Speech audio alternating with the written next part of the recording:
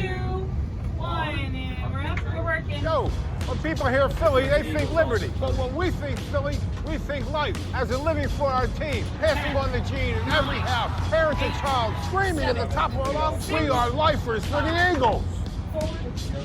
That is Alan Lineberg representing the many diehard Eagle fans in this great city. Alan, born and raised in South Philly, he's never missed a down of Eagles football. I'm the father of our associate producer, Audra.